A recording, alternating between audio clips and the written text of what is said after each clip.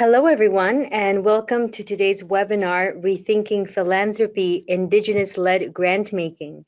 For those of you who are returning Candid webinar participants, a warm welcome back.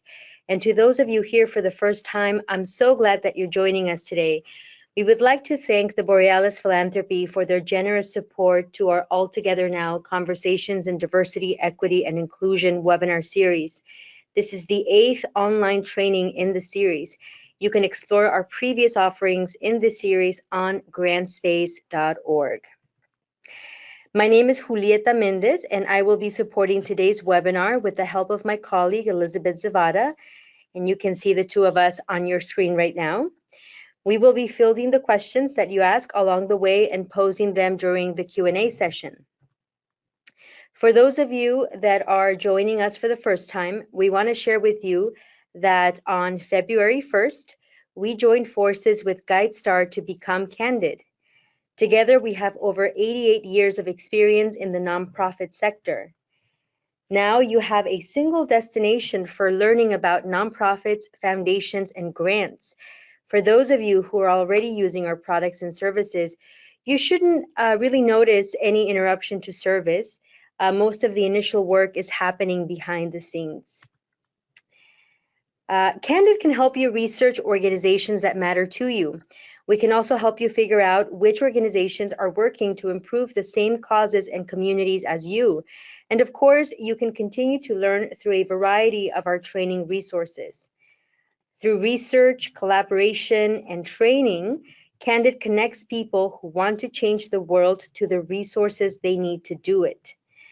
With Candid, you can find funding with Foundation Directory online and search 140,000 funders and 12 million grants and increase your visibility with the funder community by creating or maintaining your GuideStar nonprofit profile. You can also continue to strengthen your nonprofit by participating in Candid trainings to move your fundraising skills to the next level. To learn more about our capacity building training programs, you can visit grantspace.org. Again, you can see that on your screen, grantspace.org. We offer courses across the country at a location near you.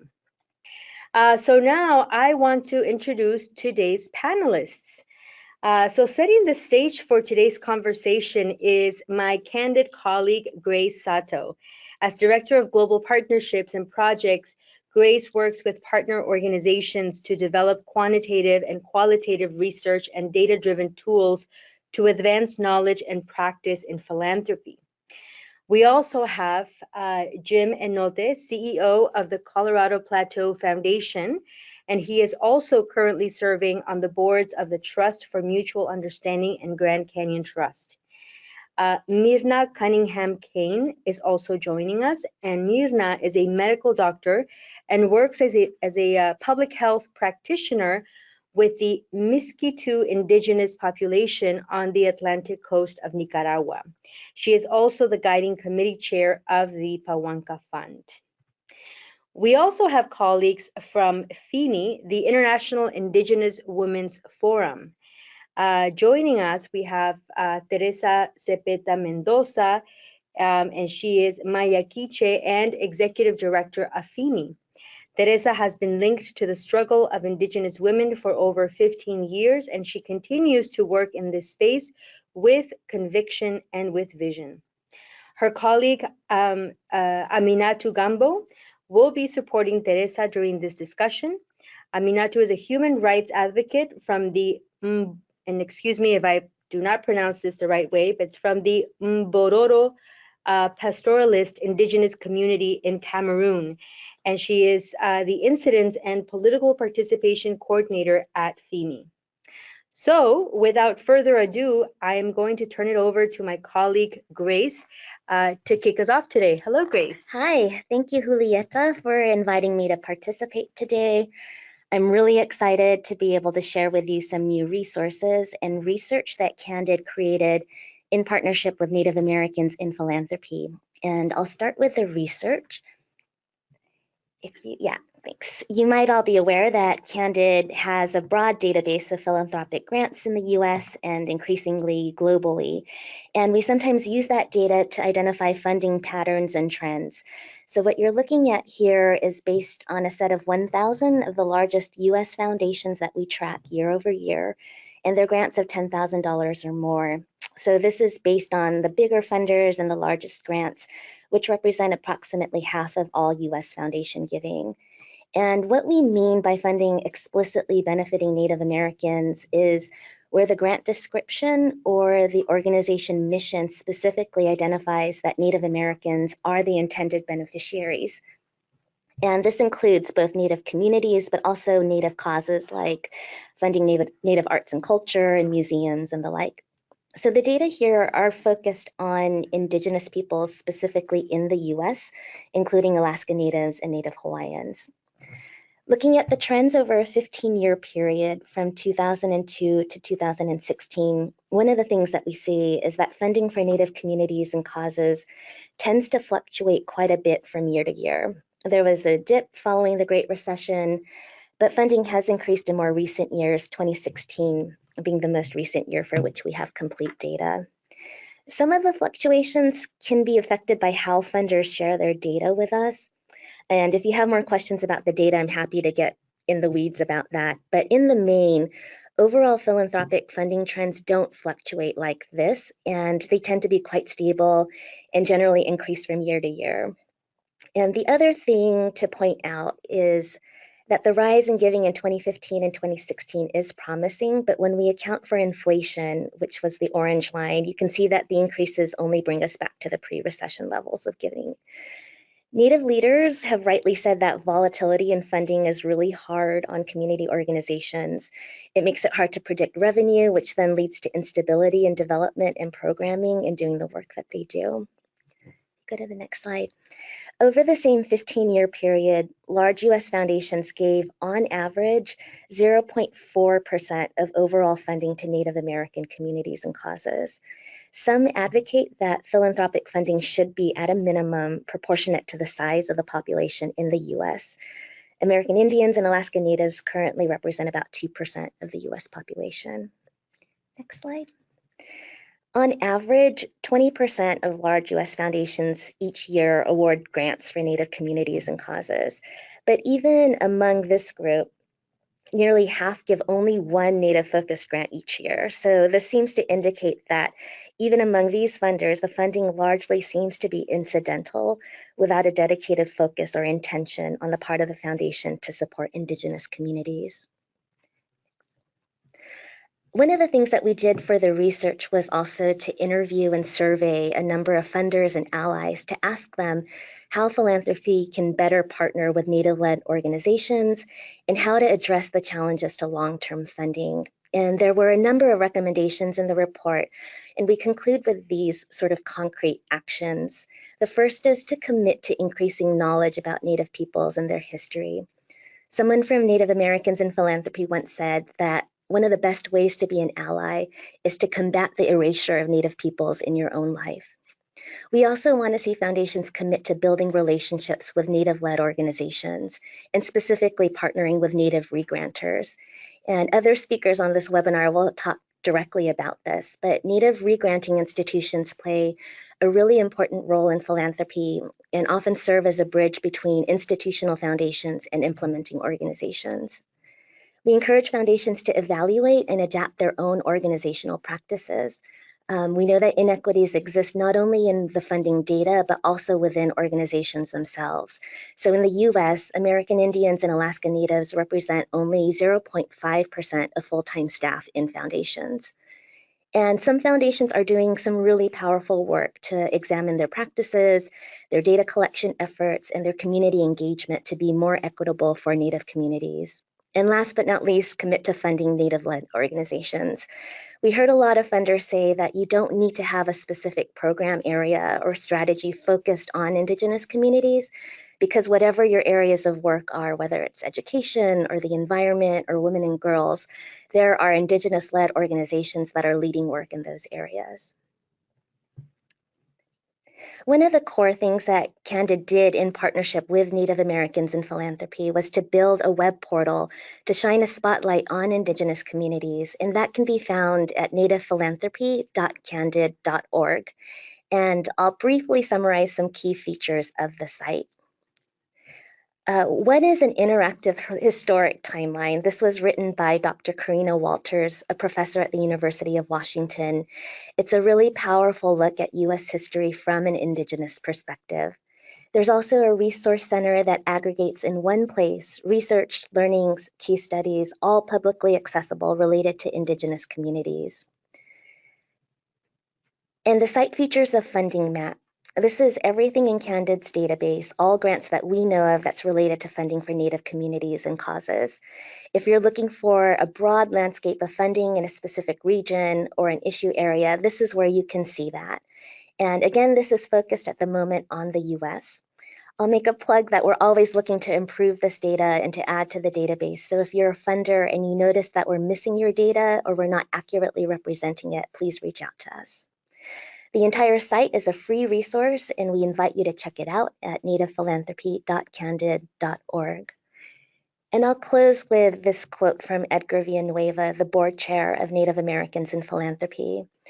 He says, "For Native communities, our work is based on connection, relationship, and love. Philanthropy must work to heal divisions. Money must be a tool for building relationships and love rather than a tool for exploitation or power." Thank you.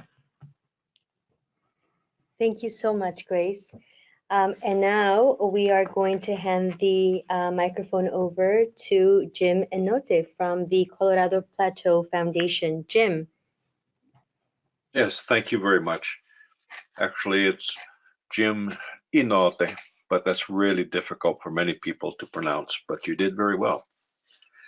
I was looking at those metrics there of the amount going to Native communities of those grant-making dollars. One thing it doesn't mention is that about 74% of that grant-making goes to Native urban initiatives versus rural initiatives. Now, I don't want to disparage my brothers and sisters in the cities, but it means that rural Native America is also left out. So, slide 1, please. Well, the Colorado Plateau Foundation. Back to slide 1, please. There we go. Now, people often ask me about the why, the rationale and the purpose of the Colorado Plateau Foundation. And really, well, I have from the earliest years of my life experienced the hollowness brought on by asymmetries of power. And I have confronted whites only public restrooms and sexual misconduct and patronizing directives in philanthropy. And let me be clear that philanthropy is a noble business populated by some very good people, but it is also a business that maintains power. And in 2010, I felt it was time to establish a Native-led fund that would be in service to Native peoples in my region. And so with the David Lucille Packard Foundation and the Christensen Fund, we partnered to seed the Colorado Plateau Foundation. The next slide, please. So we serve the Four Corners region of the Southwest United States, which is also known as the Colorado Plateau. It is a 130,000 square mile region that most people fly over when traveling from one coast of the US to the other. It is a remote, arid, and beautiful region where thousands of years old traditions and ceremony still endures, and where original language are still spoken fluently. Many people are still speaking the language, and English is a second language. It is also a place that is ground zero for energy development, and where water and sacred places are threatened. So the heart of our strategy really is that we live where we serve. Our priorities are protecting water, protecting sacred places, preserving and maintaining languages, and supporting and promoting sustainable agriculture. And because we know the social, cultural, economic, and governance outlooks of the communities and tribal nations we serve, we can be more efficient and effective with grant-making funds. Next slide, please. So we've seen that more young Native peoples are completing university training and are coming home with the power of a million new ideas, and that they are not necessarily wanting to serve tribal, state, or federal governments. They are serious and they are very capable and are prepared to work to solve some of the most complex problems facing their communities. So while our priority areas are water, sacred places, languages, and agriculture, we particularly focus on building the capacity of grantee organizations. We have seen quite a few, actually, Native NGOs struggle with leadership and board development, succession planning, fundraising, tax reporting, financial management, to name a few items. And therefore, we really aim to help organizations become stable and stronger from within so they can flourish and continue their good work. So we believe in our grantees and want to help them succeed. Next slide, please. Well, the Colorado Plateau Foundation believes in a unique theory of change, really, that articulates two primary assumptions. One, that Native peoples on the Colorado Plateau, and really everywhere, that Native peoples are capable of accomplishing sophisticated and positive change to protect the plateau environment and cultures, and also that two, protection of the plateau's environment and cultures must be accomplished by addressing asymmetrical power dynamics at all levels of influence and authority. Next slide, please. And so Colorado Plateau Foundation and other Native-led funds are in an uphill struggle to gain presence in the field of philanthropy. And because we are not coming from individual wealth or corporate wealth, you know, my grandmother or aunties didn't leave me $50 million or $100 million. It means we must start from zero. But still, many funders are solidified in an orthodox strategy of only doing grant making themselves. And this makes our work to re-grant efficiently and effectively, it makes that very difficult. And just as difficult it is to establish and build an endowed fund to serve our communities. But we have to start somewhere, and we need partners in philanthropy to help us advance. And this is part of addressing the asymmetry of power in philanthropy. So we can give advice for improving a funder's giving, but ultimately, we should be able to be the ones doing the giving with due diligence and effectiveness and efficiency. Next slide, please.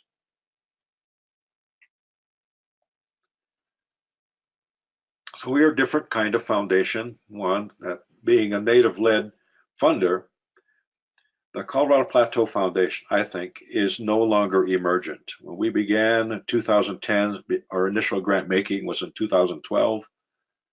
And while other funders may change their priorities and geographic focus, and that's their prerogative, but we always say to our grantees that we are here to stay. Oftentimes, the grantees tell us that other donors are moving out of the region or they're changing their priorities, but really we always say we are here to stay. We're not changing. And very important is that our priorities were established by the communities we serve.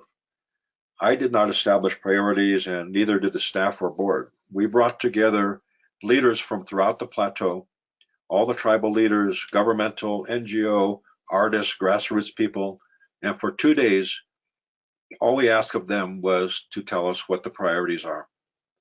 And that's where our priorities coming from. So we focus really on building skills and leadership. Essentially, it's building capacity. We do not only make grants, but we also provide coaching. We do learning journey exercises during site visits, and we have an annual learning community where we bring all our grantees together for shared learning. And so we are community members, and we know the organizations we serve. We meet them where they are in their development. That's very important. But most important, I think, is that we live where we serve. Next slide, please.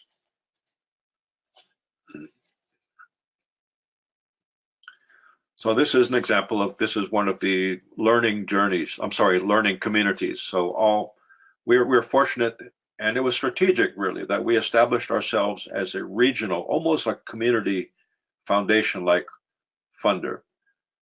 And so that we are able to bring all of our grantees together once a year to learn together. It's a shared learning experience. They suggest to us and tell us really what they would like to learn. Sometimes it's self-care, sometimes it's financial management. It can be a variety of things. And then we put together the people to make those presentations and workshops and sessions and such. So it's a great opportunity for them to come together. And national funders and others aren't able to do that, but we can because we're regional. The next slide, please. So what can you do, especially as funders or people that are thinking about funding or in the business of learning in philanthropy? One is that recognize that the asymmetry of power in philanthropy is real. It really is. I mean, it's the power is in the money, power is in the education, power is in many things, and that it is something that we have to address, all of us. And the second is to seek out and connect with and support Native-led grant makers. Colorado Plateau Foundation is one, but there are several others all over the world. As I said before, we are very serious and we are very capable, but we need to be sought out. We are often seeking out partners, but you can seek us out as well. And three is if you have the authority and you're working at thinking about maybe doing a re-granting partnership, negotiate that justly and with fairness. Don't, to hang a carrot and say, well, we'll do this if you do that. That's not really a partnership. It should be done justly and fairly. Now, 4 is learn from other grant makers and how re-granting has made their work more efficient and effective. And I'll show you a list of other funders that we are partnering with. And 5th is help make this work a movement, not a project. I'm at a time in my life where I've worked on many projects. I think projects have a beginning and an end. And now at this time in my life, I would rather see a movement rather than a project. Next slide, please. So our partners, these are only a few that we have spent considerable time thinking and talking about how to make their grant making more efficient and effective, and then settling on a mutually beneficial partnership. So these funders see this as the future of philanthropy when the intent is to support Native peoples. So these aren't small individuals or small family foundations. These are major players in philanthropy.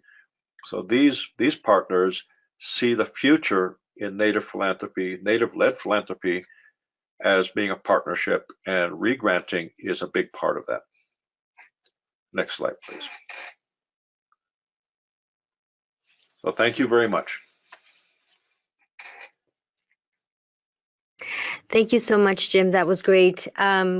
We appreciate all the recommendations that you presented. Our next panelist, is Myrna Cunningham Kain of the PAWANKA Fund. Myrna? Thank you. So as we have seen, only a very small amount of grant money reaches indigenous communities. But the other challenge is that it's not only a small amount, but usually the needs of communities doesn't match the funding. So we really find that indigenous communities faces the lack of philanthropy resources because of geographic and political isolation. There's a lack of access to funding mechanisms. There's a lack of access to information and social media. No one knows about the great things that indigenous communities are doing in contexts that are very difficult. There's a lack of technical skills and organizational structure to apply to funding. And the priorities identified by communities don't match with the funding areas of support, as I had mentioned previously. And that is where Indigenous-led funds come into the picture, because we have been creating these mechanisms of grant making to Indigenous communities, but they have two characteristics. One is that they're led by and for Indigenous peoples. And as Jim mentioned earlier, the idea is to empower processes at the local level and not only fund projects. So in what we have done as Indigenous-led funds is to move from needs and short-term base to a process through which we support empowerment. The initiatives consider really how to be culturally appropriate and respect the Indigenous worldviews. We do our work based on the concept of development, and we honor Indigenous people's full participation. So PAWANKA Fund was created in 2014 based on this big dream. And until now, we have supported and we have supported local initiatives in more than 45 countries, more than 100 grants in 50 countries in the 7 sociocultural regions of the world. And this has impacted over more than 200 Indigenous nations, communities, or peoples. What we do through PAWANKA Fund is to support and link traditional knowledge, values, skills, and innovation. We complement knowledge, values, practices, and we try to advance what we call an intercultural philanthropic approach that builds on the traditional practice of communities of reciprocity, complementarity, and solidarity. We respect cultural heritage and well-being. We support Indigenous communities that are doing good stewardship of land, territories, resources, and sacred sites. And we try to integrate new information, values, and interpretation to share them with younger generation. Our guiding principles are holistic approach, complementarity, reciprocity, intercultural and gender relation, self-determination, and free, prior, and informed consent. Some of the things that our local partners have done, because one of the way in which we approach intercultural philanthropy is that we are trying to change the language. We believe that language matters, so we don't call them grantees. These are local partners because we're trying to build a movement that begins at the local level, the regional, the global level. And what they appreciate from our work is that we provide regular, flexible, and coordinated support. We support and value their knowledge and what they're trying to do to seek solution. We value and highlight traditional knowledge keepers. We support empowerment processes led by local communities. We build organizational capacity and networking support. We support the self-development processes, promote Indigenous ownership, management, and full control. We develop leadership, strengthen Indigenous institutions, connect and promote alliance building, and promote learning and exchange processes. What is important is that during these 5 years of PAWANKA, we have been trying to create an institution, an organization that is committed to these values. We have a guiding committee of only indigenous members from the 7 sociocultural regions. All decisions are made by indigenous. When we approach a local partner that we believe that can receive the support from PAWANKA, we work together with them in something that we call the mentorship role of each one of the members of the guiding committee. So the idea is that our local partner can really begin to learn from the process of developing the application until the monitoring, evaluation, and learning. We apply something that we call a cultural due diligence that is part of the assessment between our local partner and the guiding committee member to really answer 7 areas. Does the support really help to implement the UN Declaration on the Rights of Indigenous Peoples? Does the support really contribute to the self-development concept of indigenous peoples? Does it really build intercultural relation between the relation between traditional knowledge and Occidental knowledge? Does the support really contribute to gender relation respecting indigenous values? Does the support really build intergenerational transmission of knowledge? Does it really contribute to building partnership among indigenous communities and building a global network? These questions are the ones that we use in the process of what is called monitoring, evaluation, and learning. But for us, it's building like a circle of inspiration and learning that begins from preparing a baseline, and from the beginning of the support until the end, that can really show how the community or the organization answer these questions. What can we expect from the philanthropic sector? The first thing is to build partnership, network, and alliance between local partners and our organizations. We have been able to create PAWANKA because we have built partnership with philanthropic organizations that really believe in handing over or sharing power with indigenous peoples. We believe that the second thing the philanthropic sector can do is to support processes, not projects, applying a holistic approach.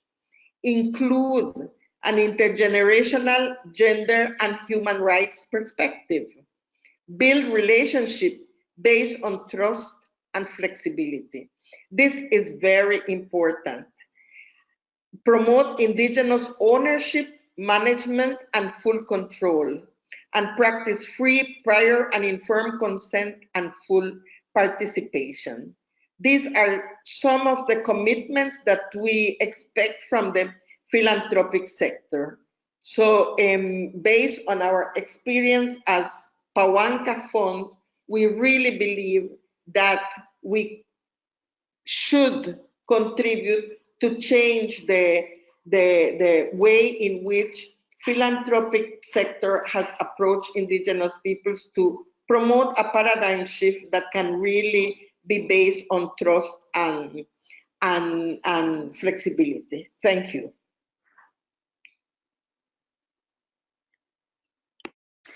Thank you so much, Myrna. Our next panelist is Teresa Zapeta Mendoza, and we also have Aminatu Gambo, both from the International Indigenous Women's Forum, also known as FIMI. Teresa and Aminatu, the floor is yours.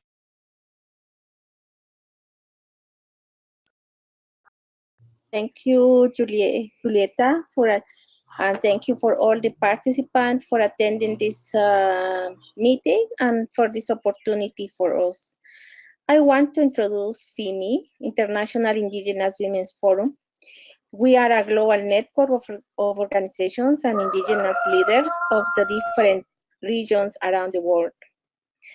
I announced that next year will be our 20th anniversary. Inside FIMI, we have the AINI Fund. AINI is a Quechua word or Quechua word. Is from Latin America, South America, whose meaning is reciprocity, complementarity, and solidarity. As you see from our fund and from our experiences, we want to contribute a different vision to change the philanthropy. Now I want to give to Aminatu the time. We'll present our main challenges for us as Indigenous women and also main recommendations about our experiences. Thank you, and Aminatu, please. Thank you, Teresa. And thank you to all the participants. Can you please go to the next slide? Based on our experience as Indigenous Women Fund, we have experienced the following challenges. One, we have realized that there's a scarcity of funds oriented to support Indigenous women.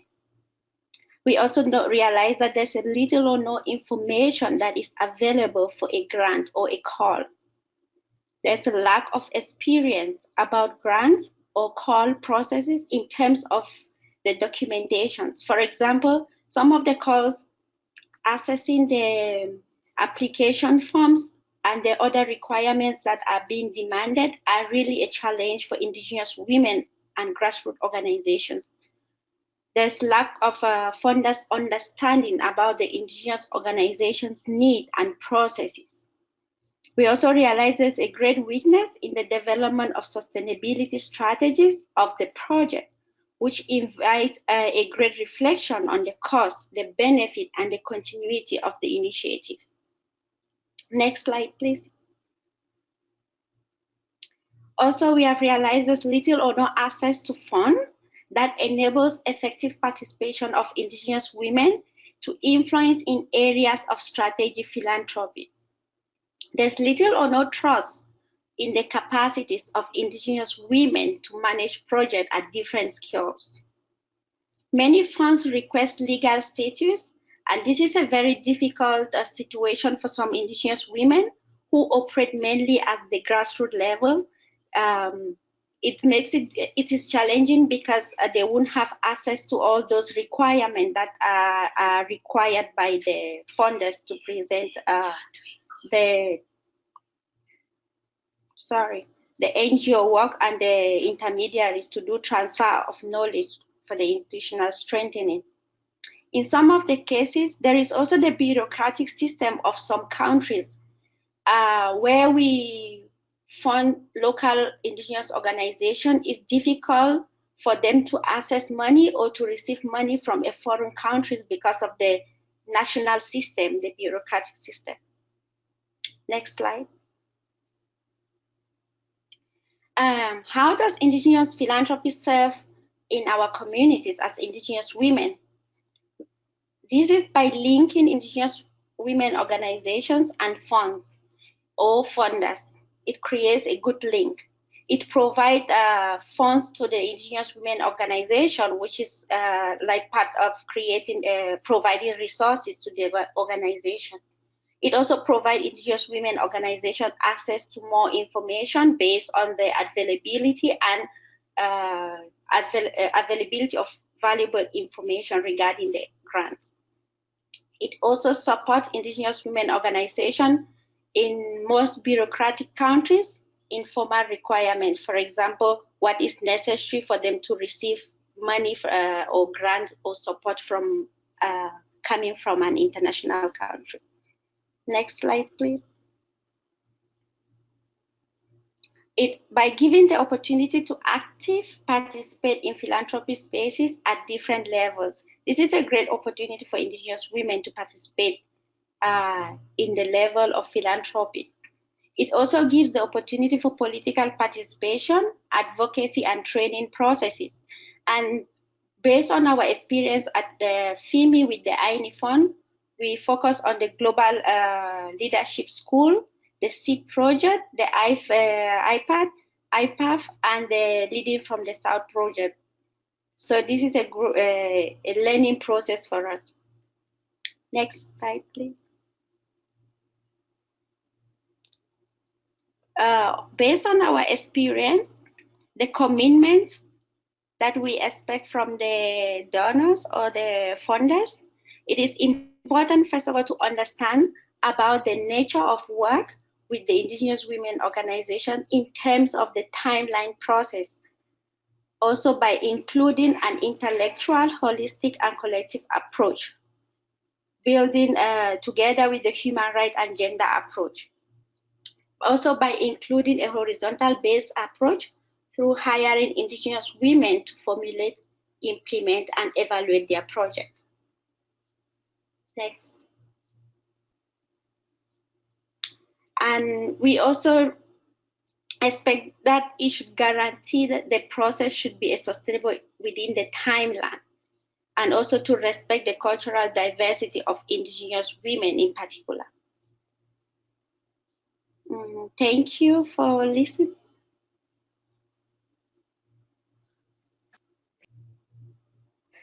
Thank you so much, both Teresa and Aminatu, for your presentation. And thank you everyone for joining us. We are now going to begin answering the questions submitted during today's presentation. As a reminder, you can still submit questions to the question pane in your attendee control panel. Elizabeth, who do we have on deck?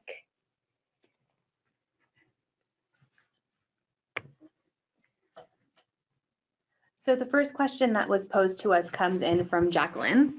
And Jacqueline wants to know, when it comes to the word Indigenous, who are we referring to? And when it comes to funding, does that vary from one funder to the next? Grace, can you kick us off with that? And then we'll invite our other panelists to participate. Yeah, I can just sort of speak to how we define it in terms of the data, and that's how the funder defines it for us. So from Candid's perspective, we're not, we're taking the funders at their word when they're saying that a grant is going towards the Indigenous community. But I'll leave it to the other funders to actually do the defining. So Jim, Teresa, Aminatu, or Myrna, do you have any thoughts on that question? Well, maybe I can answer a little on who are we referring to.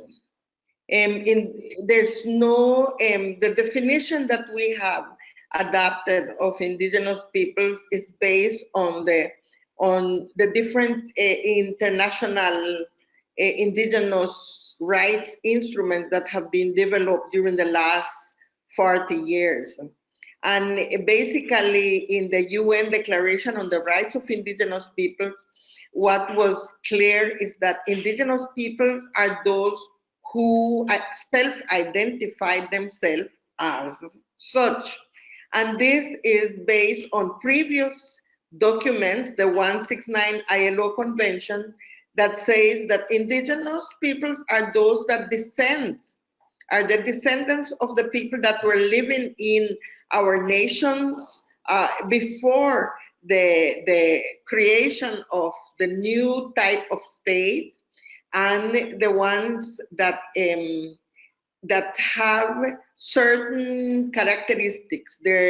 Their relation with land, territory, and resources are different, are intimate relations. There's a concept of a culturally and spiritually bond with territories.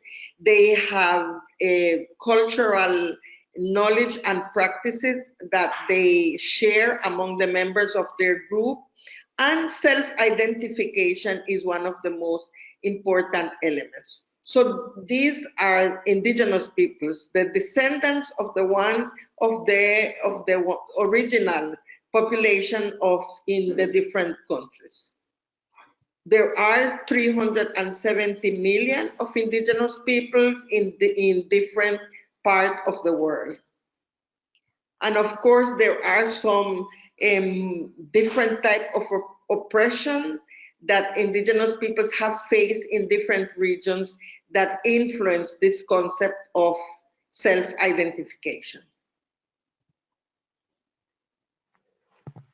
Thank you, Myrna. Jim, Teresa, or Aminatu, do you have any follow-up thoughts to that? Yeah, sure. Well, thank you, Myrna, for that definition. Also, some places are regional. Where I live, we call ourselves, well, Ho'ashui means the Zuni people. So many locations will just use their local native language to define themselves, of course. And then further out in the Southwest US, many people refer to themselves as natives. And Canada, First Nations, in Australia, Aboriginal. So we have many different ways to define ourselves. But Myrna gave a very good definition based on UN's definition. But I think regarding grant making, also funding, an indigenous or native-led organization for us is one that is at least 51% native-led, with native or indigenous peoples on the boards, on the staff, and so on. As I mentioned before, while those statistics, those metrics from Native Americans and Philanthropy mentioned that dismal amount of funding that goes to indigenous communities, as I said, that what we have found is that 74% of that funding goes to urban initiatives. Again, not to disparage our brothers and sisters in the cities, but it is also leaving out the native rural initiatives. And also, there's a substantial amount of grant making that is intended to address native matters. 68% goes to non-native led organizations serving native communities. So this is another issue. Thank you, Jim. And Aminatu, do you have any final thoughts? Or Teresa? Maybe Teresa. Yes, thank you. I want to add, as Indigenous women, it is important to highlight the interconnection of our individual identity as women and collective as part of a people, a different people around the world. Only this I want to highlight. Thank you. Thank you, Teresa.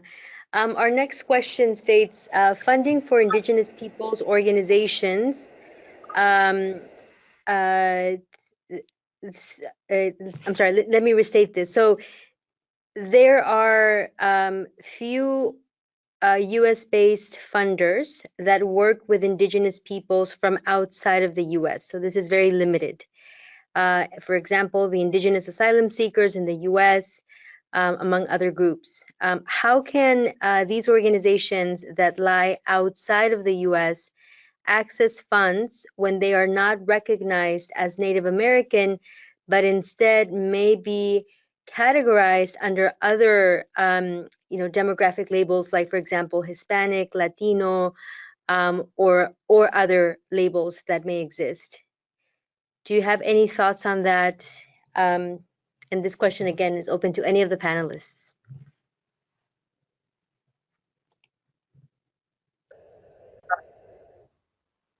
Maybe I would just like to highlight that in all of the information that is available, we can see that although there's a limited funding to Indigenous peoples organization, these resources are much more scarce when it applies to Indigenous organizations outside of the US.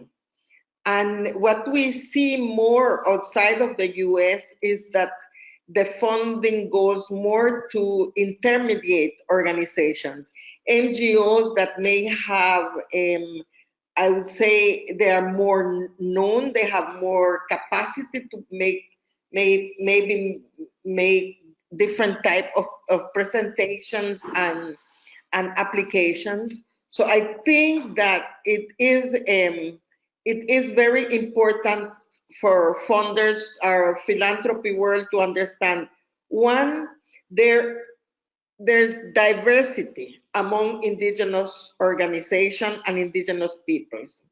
The diversity is related with the level of recognition in their different countries, the way in which they can organize in their different countries.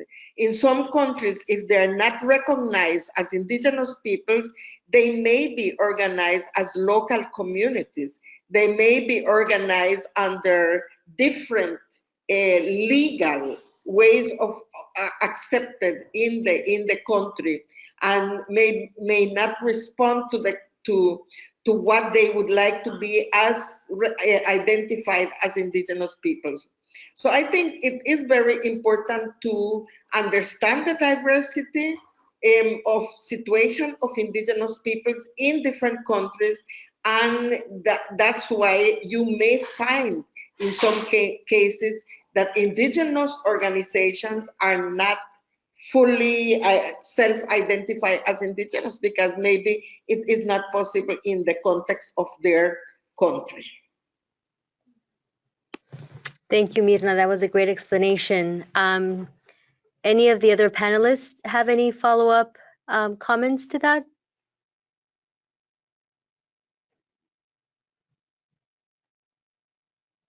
Okay, we're going to continue on with our next question here. So this question has to do with the regranting partnerships. And it says, for those of you who are involved in a regranting partnership, who is the holder of the funds and who is the ultimate decision maker? For example, if Hewlett was contributing to a regranting program, is Hewlett giving the funding directly to you and then giving you full autonomy to make grants and make final decisions?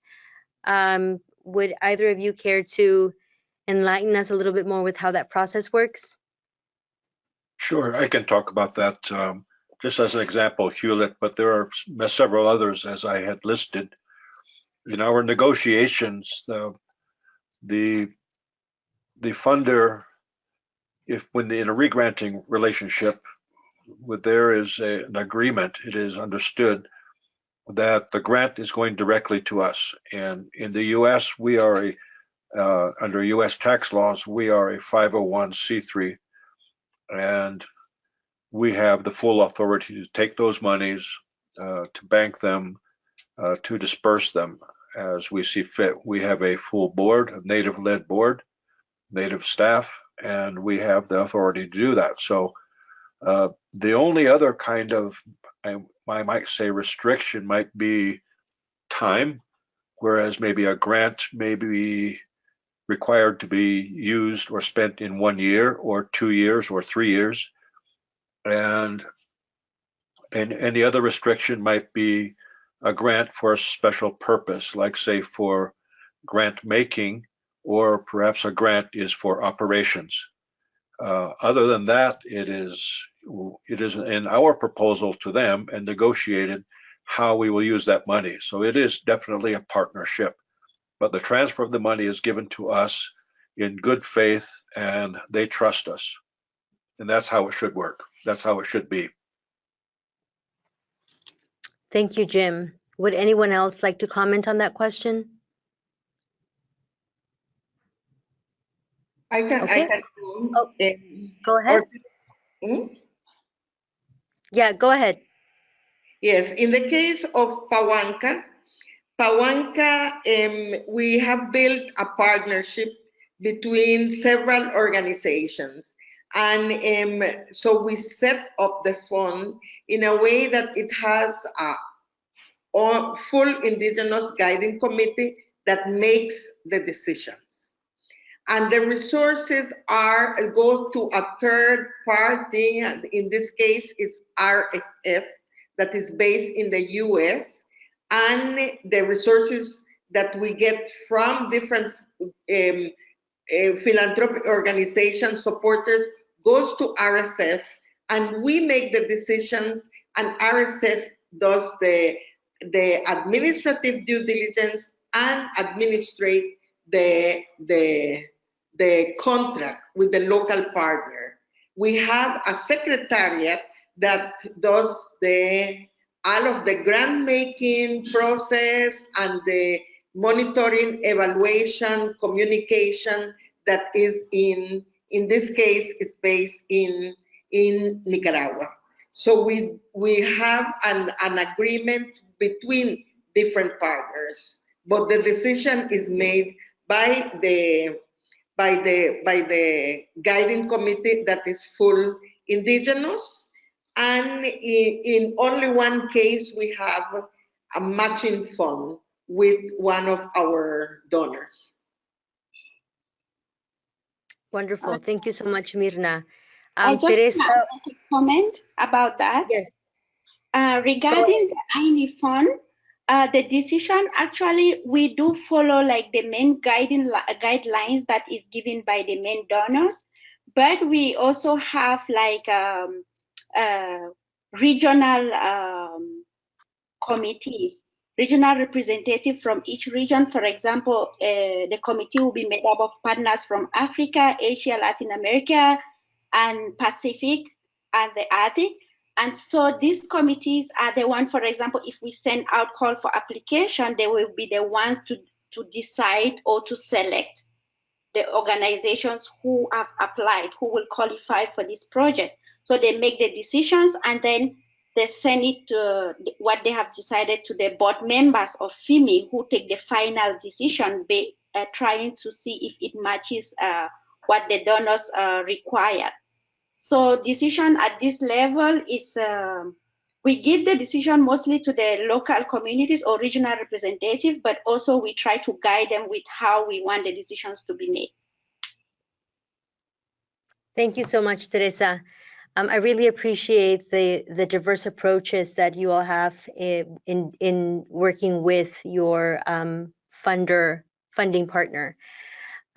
This next question has to do specifically with Indigenous women, and I think Teresa and Aminatu, this question might be for you. What can you say are the priorities, the top priorities when it comes to funding Indigenous women?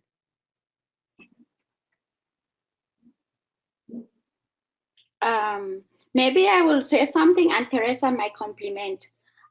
For funding Indigenous women, the top priorities is to look at ask them what they want, what they need, how they think they can help in building the activities that they want to implement. So at this point, we try to make sure the decision making on the activities that are being implemented by Indigenous women are identified by them, because we try to make it in such a way it is a reciprocity, in such a way that they will use their own knowledge to elaborate on the project that are being implemented. We don't direct them and tell them specifically what to do. We want them to participate and try to provide their own knowledge or in any other resource that they can be able to add to the project. So we give the priority to their own knowledge and participation. So in other words, you engage them so that they can decide and tell you what their specific communities are, depending on which, so that they can decide on which what their specific priorities are, depending on which community you're dealing with. Is that what you're saying? Exactly. Yeah, because each community has different needs. So in that situation, when you leave them to decide on, each community will identify exactly what is their need and what they want to work on. Great. Thank you so much. And Teresa, do you want to add anything to that?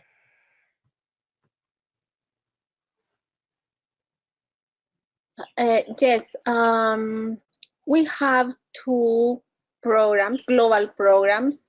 One is the SEED projects.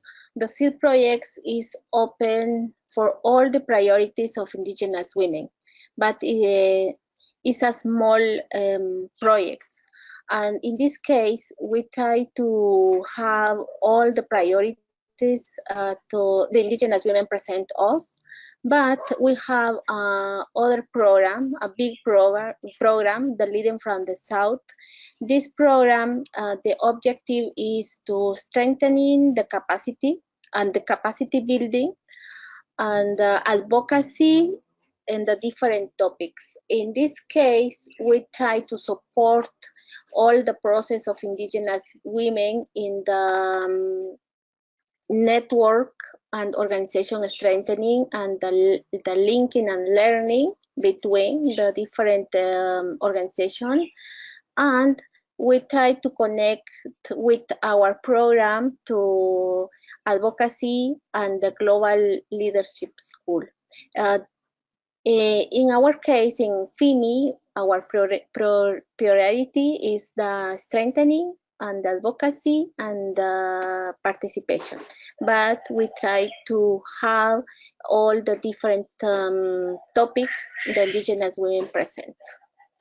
Thank you. Wonderful, Teresa. Thank you so much. Our next question is from a colleague in Tacoma, Washington. And they want to know what are some best practices. I think several of you mentioned that it's important to build relationships with the Indigenous people in our communities, and they want to know how can we approach that. Is it as simple as planning an event for Indigenous funders and other Indigenous stakeholders? How do you begin to build those bridges if you yourself are not Indigenous or you don't have, a relationship already established with the community in your area? And why don't we maybe kick it off with Jim? Maybe you have some thoughts on that? Sure. I mean, there are many steps to this, and while there are no established and one set of guidelines for this, part of it is certainly learning about the communities, as was mentioned in the Native Americans of Philanthropy website. Get to know the communities first, because one of the things up front is to realize that we are not all the same. Otherwise, we would be one international tribe, and we are not. And so that's one, is to understand the people and their history, and then recognize also that there are sometimes different systems of governance. So there may be democratic systems of governance with elected representatives, and there may be also theocratic systems of governance with religious or cultural leaders. And so there are many ways to look at this, and I think one is to study the history, get to know the governance for one, for two things, and then I think third is to better understand who the contacts will be. Who do you approach first? Do you approach the government leaders, or do you approach the NGO leaders, or do you approach the theocratic leaders? It's all something that will take some research. I don't recommend just going to a community and just ask who I can talk with, or only to talk with the government, or only to talk with NGOs. You need to do the research first. Thank you, Jim. And what about from the international or, outside of the US, Myrna and Teresa, do you find that there might be a different approach to that? What are your thoughts? I think the first thing is to, as I mentioned, accept that there's diversity among Indigenous organizations and Indigenous cultures. So the approach should be accepting diversity. The second thing is to approach without, respecting the knowledge system of Indigenous communities. And when I say the knowledge system, is to approach without believing that you are the one that knows about what are gender relations, equitable gender relations, that you are the one that knows how about the environment, is to approach with humility. Approach understanding that there's a lot of knowledge among indigenous communities that you want to learn from and you want to share your knowledge with them. So it's approach with respect. Approach without believing that your governance system is the best and there's no good. You will usually be rejected. And I would say the third thing that we have learned is that exchange. I think if you want to learn about a culture, well, as Jim said, approach through different institutions, respecting the one that the one of the community, and try to begin a slowly an exchange with them. Sometimes bringing 2 or 3 communities together is the best way to learn about a community. It's a long-term relation. Communities have received so many bad practices in the way in which organizations approach, that there's a lack of trust that you have to overcome and you have to build and be patient. I would say that the fourth thing is to, as we mentioned previously, is not a project approach. It's based more on a process and movement building approach that they can understand that you are not there for 2 or 3 days or 2 or 3 years. You are there to build together with them a different type of relationship with society in general. That's great. That's great, Myrna. Thank you very much. And I think we have a couple more comments from our panelists. Both Teresa and Grace, I think, have a comment. Yeah. Oh, go ahead. I just Go ahead, wanted Teresa. to, please, could you like refresh the question again? I just got lost within in the Oh, question. sure. So this person is asking, how do you begin to build a relationship with the indigenous community that is, part of your, that is in your geographic region, that is part of the community that you are serving as a nonprofit organization, or maybe with indigenous funders that you might potentially have? Oh, okay. In terms of the INE fund, first of all, we begin by identifying through our regional representatives. We have like what we call regional networks. In each region, we have like a lead organization that is a network that brings together most of the indigenous women organizations. And through them, we get recommendations on which are the organizations that work with indigenous issues. And we try to identify if they focus specifically on girls or if they focus specifically on women. And from there, we start by inviting them for political participation. For example, to attend conferences, and then we see their capacities. And from there, we also try to invite one of the members from the organization probably to participate in the Global Leadership School, which is where we train and build capacities for indigenous women. And slowly we move we try to understand how the organization operates, and from then we can now trust them and start working together with them. And the good thing is with INE, we try to make most of our projects very sustainable in such a way that we don't only focus on providing funds for that organization. We try to make sure we engage them to do political participation and advocacy at all levels, local, international, global, and regional. And also we try to make sure that we build their capacities through trainings.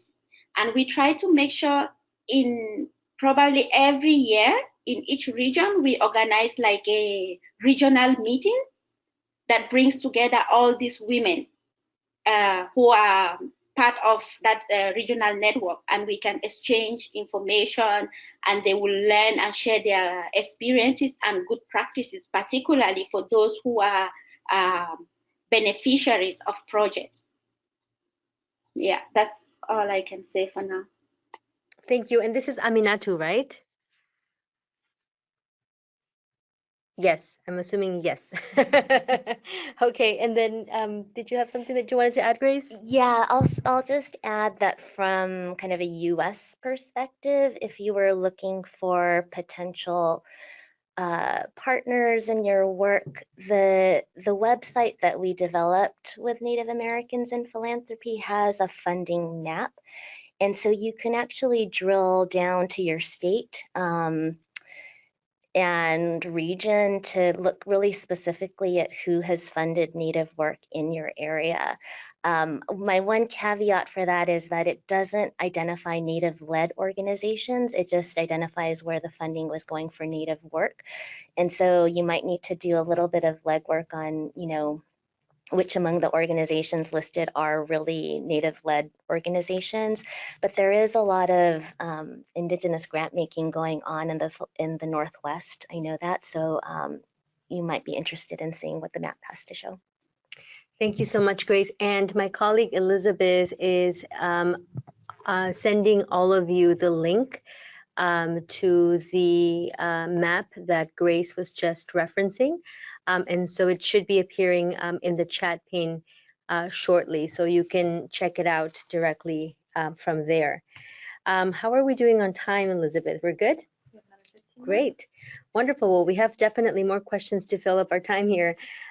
So the next question, I think, is a very interesting one. It is about displaced Indigenous communities. And the question says, is there a difference in funding opportunities for displaced Indigenous communities versus an Indigenous community that has history with the land?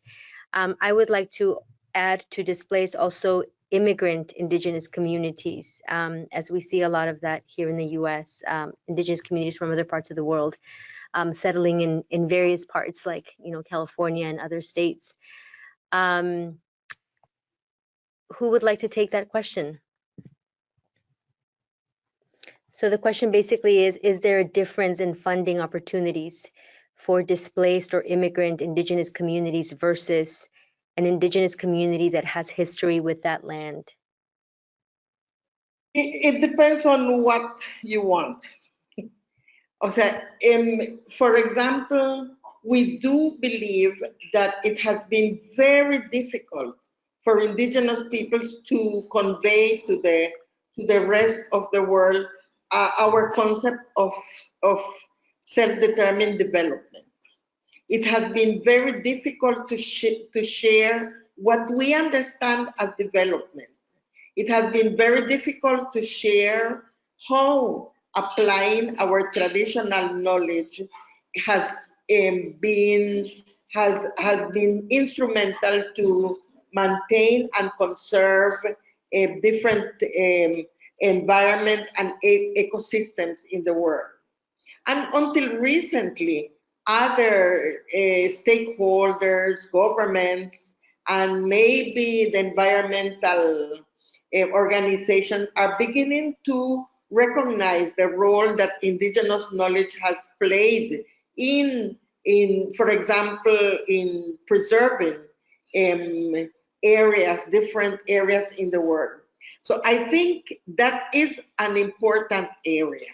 We should try to continue supporting organizations that have played that role if we want to really do something related with climate change, with biodiversity,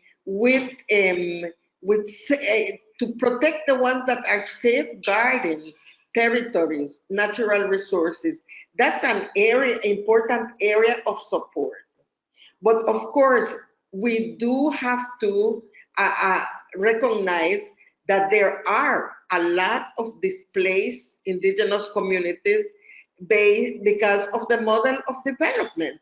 if the extractive model of development is the one that is being implemented in our countries, of course, we will be facing more and more displacement and migration of indigenous peoples. So it will also depend on how to address not only the symptoms, but the structural causes of displacement and migration. So I do believe that that question is related with what do you expect to accomplish with your funds? Thank you so much, Myrna. Very well said. Jim, Teresa, Aminatu, or Grace, would you like to add anything else? Sure, I can say that, certainly there's a difference, a major difference in those peoples that are still living in the place where they've been for thousands of years. We are fortunate in that respect that we are still living in the same place as our great grandparents and ancestors going far back. Now, there are also some peoples throughout the world that they may be displaced, certainly, and they are seeking recognition and ties to their homelands, and finding it very difficult because they don't have that so-called recognition. But some of them are establishing organizations, their own NGOs, and those organizations should be supported. Absolutely. I believe they should be. They have that great challenge of, I don't like that idea of them getting official government recognition. So they are caught in that pit. But I think that they should be supported. The other is certainly those that are migrants due to climate change, political or other environmental factors, for example, due to water and deforestation and so on. And we know that many of these brothers and sisters are part of our history and part of the entire human experience. And while our support does not address that directly, some of our grantees are certainly working with people in other parts of the world as partners. So it's not a direct support to those people that are displaced, but we do have some relationships with those people and support them fully. I think if I was a funder looking to do that kind of work, I would begin with, again, doing research, look through the UN Declaration on the Rights of Indigenous Peoples, understand better the issues and the policies that are affecting that. And there are different strategies to approach that at a local level, at a state level, and at a national level. Do the research and figure out where you can be more strategic. Thank you, Jim. Any final thoughts? Yeah, I would like to make a comment. Based on experience for the INI project, it depends on what is the project on. Provided where they are located, even if they are located in urban cities because of migration, if the objective is that the beneficiaries will be indigenous people, then there will be no difference in the funding criteria, because the main objective is that the beneficiaries of this project should be indigenous people. For example, projects that focus on girl-child education. Wherever you are located, if you belong to an indigenous community and you want to probably get access to education, then I think you deserve to get access to education. So it depends on what is the project. But so far, I don't think we do have a lot of difference in that. We just prioritize that beneficiaries must be indigenous women. Thank you very much. All right, we're going to move on to our next question here.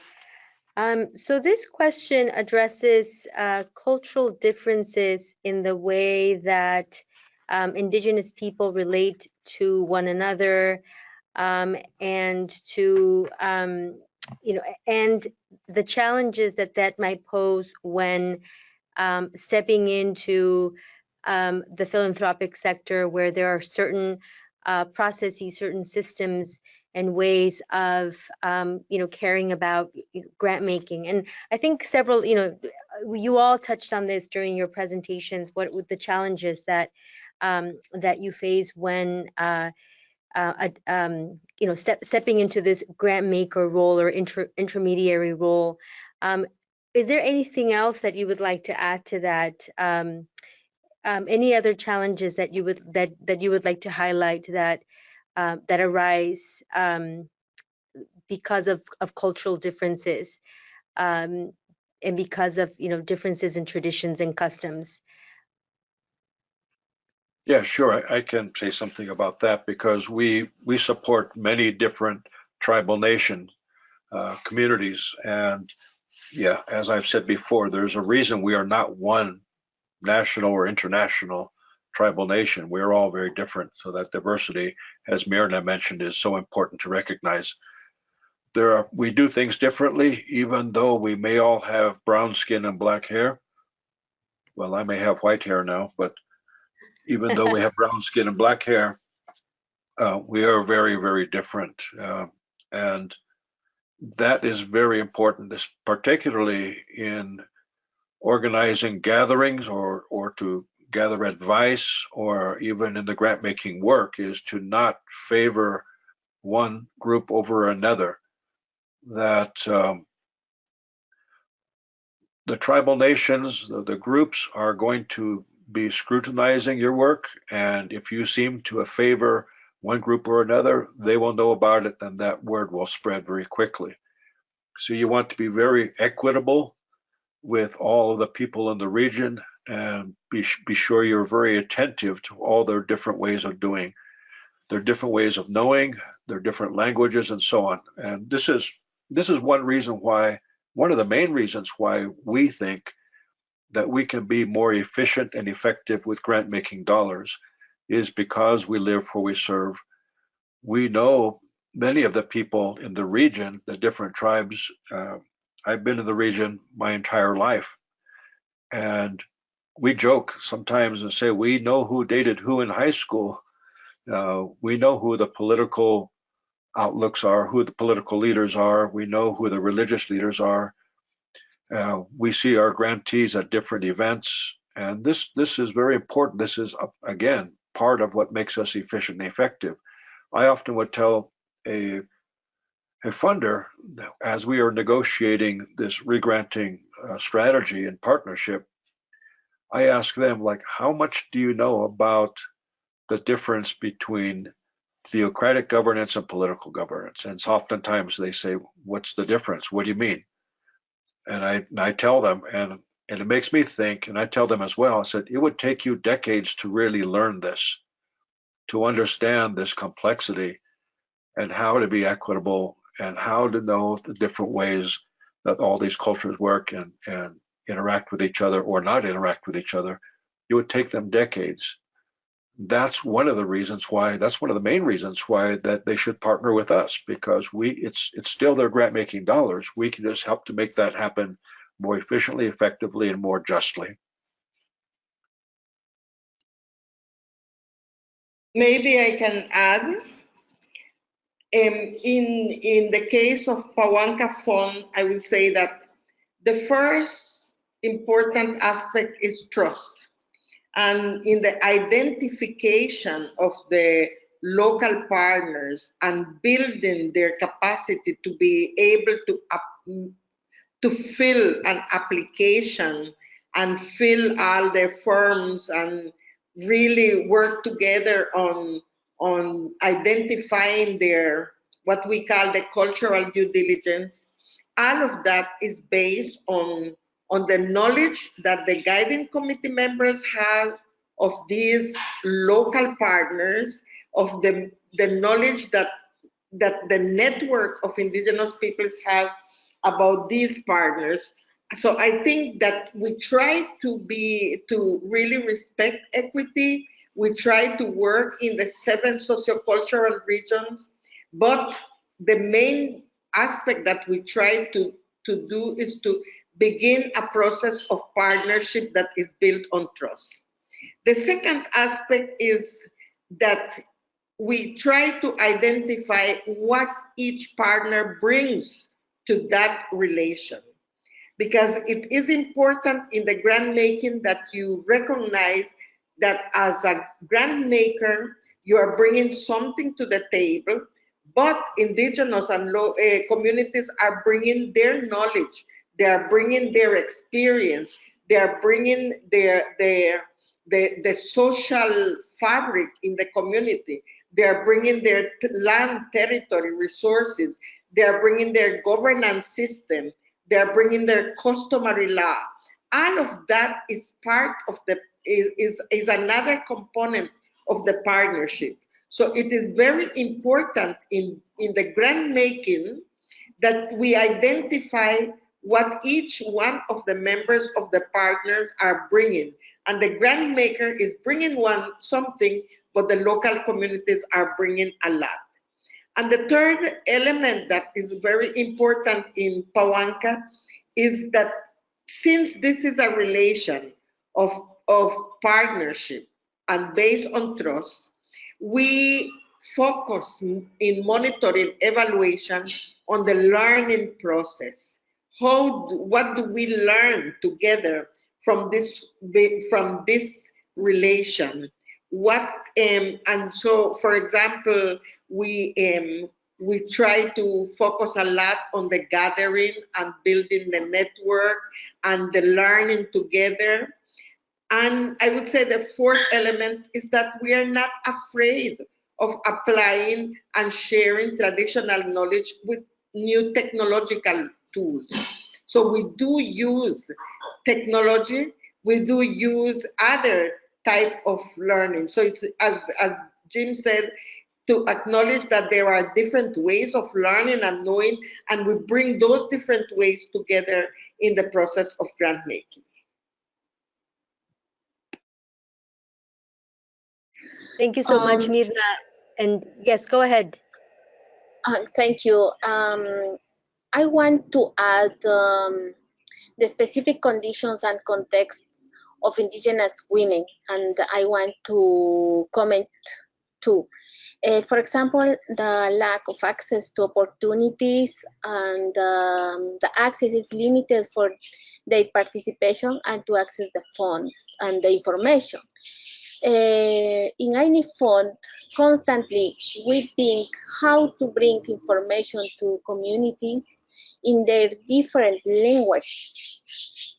For example, Asia region, they have a lot of languages, Latin America, and it's a big challenges for us and for our fund.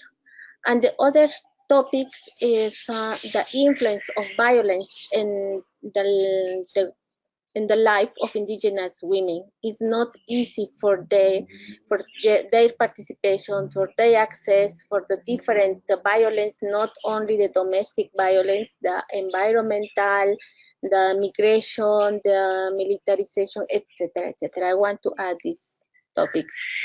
Thank you.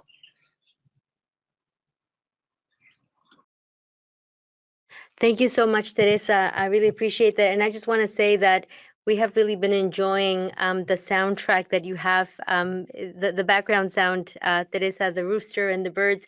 Teresa's joining us. You're in Guatemala, is that correct? I don't know if she's... Yes, I'm Guatemala. Yes, in Guatemala. It's been very refreshing to hear. So thank you for sharing all of that with us. And so with that, I want to conclude our Q&A and also conclude our webinar for today. We do invite you to continue to learn with us. And we invite you to join us for our live webinar, A Funder's Perspective on Collaboration and Strategic Alliances, which is going to take place on November 13th, to learn how funders from around the US are supporting and incentivizing nonprofits to come together through formal strategic alliances in order to improve their services and sustainability. The link to register will be provided in the chat. Also, learn how to foster inclusion and collaboration with our self-paced e-learning course, Diversity and Inclusion, Walking the Talk. You can explore strategies that advance racial equity and inclusion in foundations and their partners. Gain the ability to foster reflection and shift from reactive problem solving to co-creating proactive solutions. And before we say our final goodbye, I just want to reiterate my deep appreciation to all of our panelists today, to Teresa and Aminatu, who were here representing FIMI, the International Indigenous Women's Forum, to Myrna Cunningham, thank you so much for joining us. I don't know if you're in Nicaragua, but thank you for taking the time and representing PAWANKA Fund. And to Jim Enote, thank you also for taking the time to be with us today and for all of your great insights. And then, of course, to my colleague, Grace Sato here out of New York. This was a great conversation, and we really do hope that all of our participants learned as much as we did. So on behalf of our team here at Candid and our presenters, thank you again for joining us today. If you like this webinar, we hope that you join us again soon. Have a great rest of your day.